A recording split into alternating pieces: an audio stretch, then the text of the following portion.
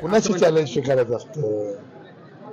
Challenge स्वीकारायचं असतं की आपल्या बरोबरच्या माणसाशी. उगा कुणाची चॅलेंज स्वीकारतो लोक हसतील मला. पैलवान आपल्या ताकदीत असला पाहिजे.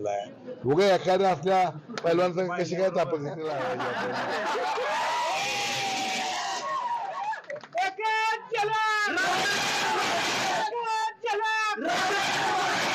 त्यामुळं कुस्ती करायची असती ती आम्ही पैलवान बघून करायची असती.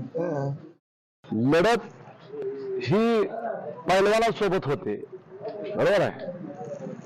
आणि उमेश पाटील यांना तेल लावलेला पैलवान हा त्यांच्या समोर आला, म्हणून त्यांचा विधानसभेमध्ये आम्ही पराभव करू शकलो.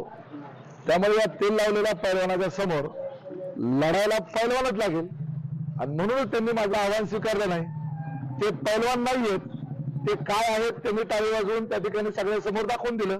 हे कमी पडलं असेल तर त्यांनी जे पूर्वी एक डान्स केलेला आहे तो परत एकदा तुमच्या चॅनलवर दाखवा.